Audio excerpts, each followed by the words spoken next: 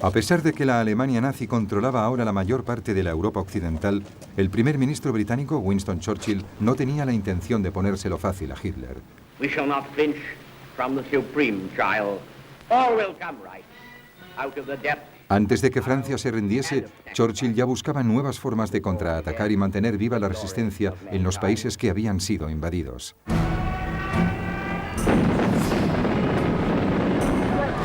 El 3 de junio de 1940, en el mismo momento en que los últimos soldados estaban siendo evacuados de las playas de Dunkerque, Churchill escribía a sus jefes de Estado Mayor exigiéndoles la formación de fuerzas de asalto que pudiesen atacar las costas de la Europa ocupada. En pocos días se hizo público en el ejército un llamamiento para reclutar voluntarios con el objeto de crear una fuerza de 5.000 hombres.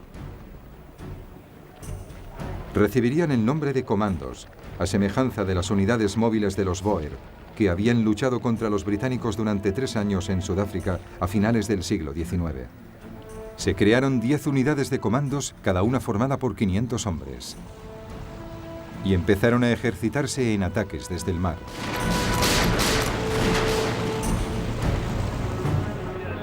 Se ordenó que una unidad se especializara en el lanzamiento en paracaídas y en la utilización de planeadores de asalto. Enseguida, este grupo constituiría la base de un regimiento de paracaidistas independiente. El almirante Sir Roger Keyes fue nombrado jefe de operaciones combinadas. Churchill le ordenó que se preparase para lanzar 3 grandes ataques aéreos, tan pronto como hubiese pasado la amenaza de invasión que se cernía sobre Gran Bretaña. Lo primero que hizo el almirante Keyes fue buscar un tipo de embarcación que permitiera a sus tropas desembarcar de manera rápida. Y así fue como los 3 ferries que solían atravesar el canal fueron transformados para que pudieran transportar lanchas de desembarco. El 4 de marzo de 1941, 2 unidades de comandos y un pelotón de demolición fueron desembarcados en las Islas Lofoten, al norte de Noruega. Su principal objetivo era destruir las factorías que transformaban el aceite de pescado en glicerina para explosivos.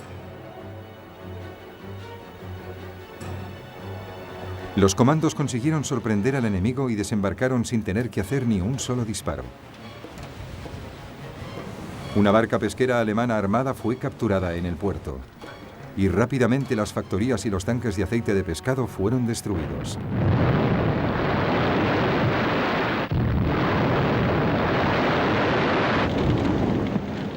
Un oficial no pudo resistir la tentación de utilizar la oficina de correos local para enviar un telegrama a Hitler en Berlín. Decía así: en su último discurso usted afirmaba que fuese cual fuese el lugar del continente europeo en el que las tropas británicas desembarcaran, los soldados alemanes les estarían esperando. Pues bien, dígame, ¿dónde están? A continuación, en una incursión terrestre, los comandos detuvieron a 60 colaboradores noruegos identificados por los habitantes locales.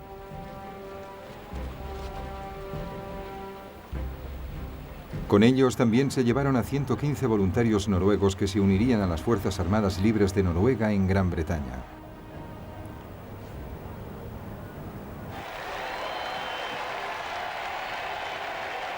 El asalto a las Islas Lofoten significó un éxito rotundo en el ámbito de las relaciones públicas aliadas y un gran espaldarazo a la moral británica.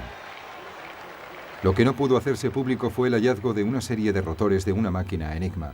Aunque la máquina había sido lanzada al mar desde una barca pesquera armada, su tripulación olvidó deshacerse de los repuestos. Estas piezas iban a ser de vital importancia para los criptógrafos de Bletchley Park en su trabajo para descifrar los códigos navales alemanes.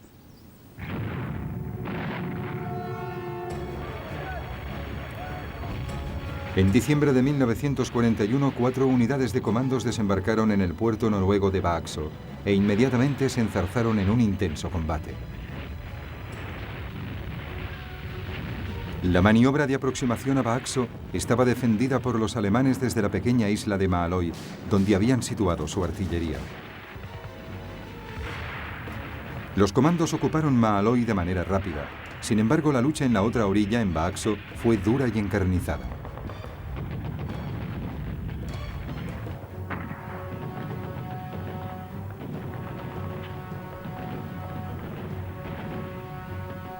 Fueron necesarias varias horas de contienda para someter a la guarnición alemana.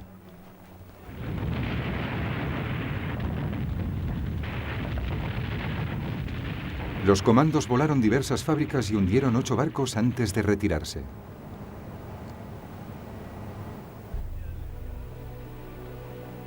Estas incursiones convencieron a Hitler de que antes o después los británicos intentarían retomar Noruega. Durante los 4 años siguientes que duró la guerra, mantuvo allí a 250.000 soldados, hombres que en otros frentes habrían resultado tan vitales como necesarios.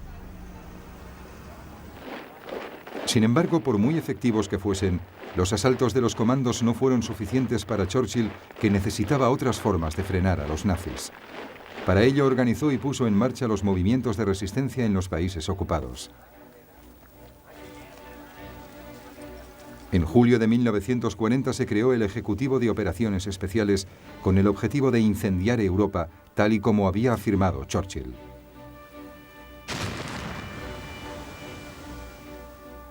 La misión fundamental era el sabotaje de los refuerzos de guerra enemigos, reunir información y preparar a las fuerzas clandestinas. El objetivo final era desbaratar las defensas alemanas.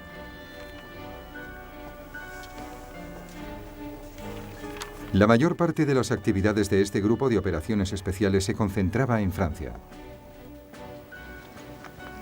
Rápidamente se reclutaron agentes en Gran Bretaña para que establecieran y coordinaran las redes de resistencia francesas.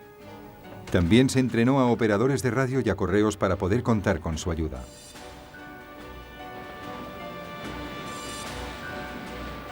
Pero había un problema. ¿De qué forma podrían introducirse en el país estos equipos especiales? Se probó con submarinos, lanchas rápidas y barcos de pesca, pero las defensas costeras alemanas resultaron muy difíciles de traspasar. La solución eran los aviones. En agosto de 1940 se creó una unidad especial de la RAF con bombarderos Whitley y Westland Lysander de despegue y aterrizaje corto.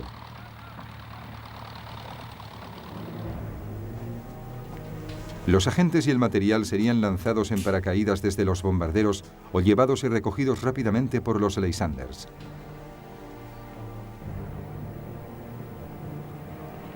En las noches de luna llena, un número creciente de comités de recepción esperaría su llegada, a la vez que se establecería una red cada vez más extensa de grupos de resistencia.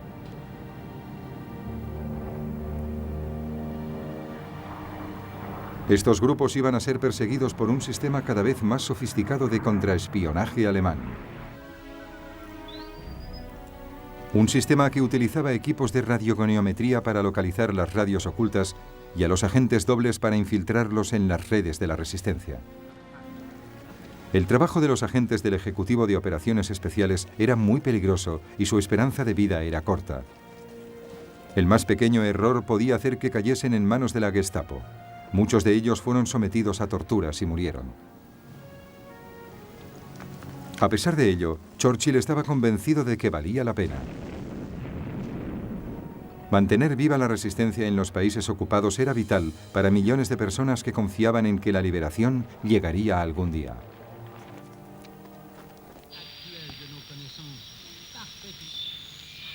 La British Broadcasting Corporation, la BBC, también estaba comprometida con aumentar la esperanza de las miles de personas que vivían bajo dominio alemán y retransmitía las noticias en todas las lenguas de los países ocupados.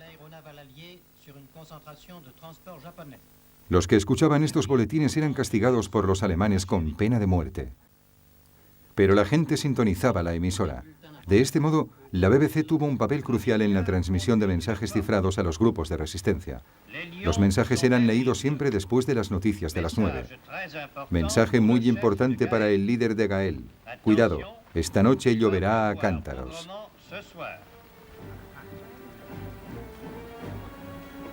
Para muchos pueblos de la Europa ocupada, la perspectiva de la liberación quizás fuera solo un sueño lejano. Sin embargo, a mediados de 1941, la liberación se iba a convertir de repente en algo más cercano. Gran Bretaña ya no estaría sola en su lucha contra el nazismo. Había conseguido un aliado imponente, y no era Estados Unidos, a pesar de que Churchill continuaba solicitando su ayuda. Se trataba de la Unión Soviética.